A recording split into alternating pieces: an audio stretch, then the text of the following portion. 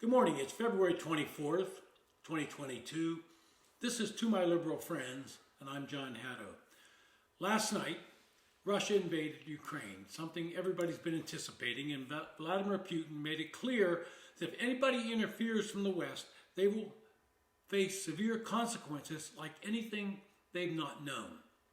Now, I don't know if that's an idle threat or a threat, but what I'm more concerned about is what is the response by President Biden, the United States, and the rest of the West.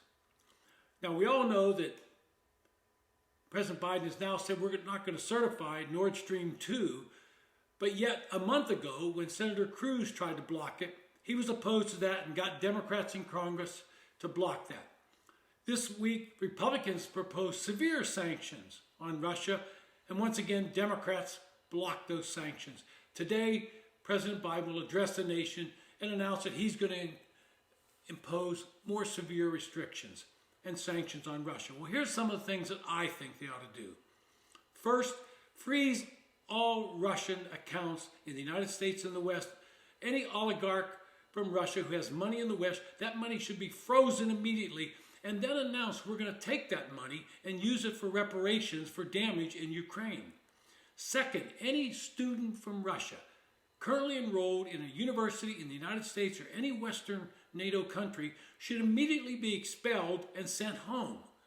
That will start to get the parents of these children to understand that what Putin is doing is unacceptable. Now, people will always ask, what does Ukraine matter? Why do we care about Ukraine? Well, there's some things that you ought to know about Ukraine that makes it strategically important. It's the second largest country in Europe. It has a population of over 43 million people. So that's more than Poland by $6 million. But Ukraine has been often called the breadbasket of Europe. It has tremendous resources in that place. It has #1 arable land in Europe. It's first in many things. It's export of sunflower and sunflower oil. It doesn't sound like something important, but it is.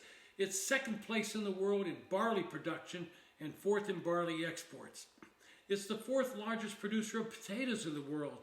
It's the third largest producer and exporter of corn in the world.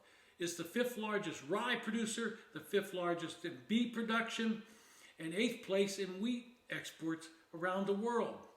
These are things that are important. It is the breadbasket of Europe. It has the ability to feed 600 million people. It's an important industrialized country. It's first in ammonia production. Europe's second and fourth in natural gas pipeline system. It has the third largest in Europe and eighth largest in the world in terms of installed capacity of nuclear power plants. It's third place in Europe and 11th in the world in terms of rail network length, 21,700 kilometers. And let's look at some of the raw materials that are in Ukraine. It's first in provable recoverable reserves of uranium. It's second place in Europe and 10th in the world in terms of titanium ore reserves. It's second place in the world in terms of explored reserves of manganese ores and 12th in the world's reserves. It has the second largest iron ore reserves in the world. That's 30 billion tons. All of these things, including the shale gas reserves, which are 22 million cubic meters, it's fourth in the world in total value of natural resources. It has massive coal reserves, 33.9 billion tons. So this makes it an important country in Europe.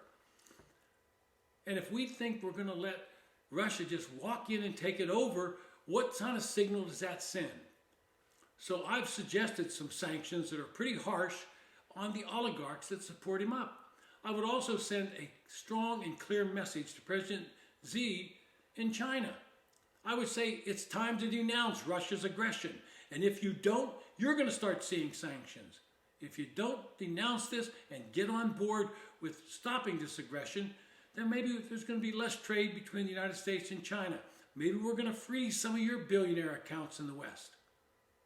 And let him stew on that for a few minutes.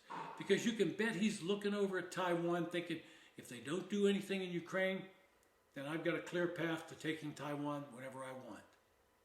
It's time for President Biden to show some backbone. Time for him to quit kowtowing to the far left of his party. I'm sure Bernie Sanders is sitting there cheering the former Soviet Union on as they try to reconstitute the land they had before it was broken up. It's time for President Biden to say no to the left and let's get things going. At the same time, he ought to announce, I'm reopening the Keystone Pipeline. I'm telling people we're going to drill wherever we can to get oil and reserves because we're going to need to supply the rest of the world. And then I'm going to go to the Saudis and make it plain. Either you start pumping more oil or you cut off from any military assistance from this country. Let's play hardball with Russia. Let's make them understand we're not going to lay down and allow this aggression, because if you let them have Ukraine, what's next? Poland, the Baltic nations? He won't stop until you say, that's it, it's over. This has been To My Liberal Friends. Thanks for listening.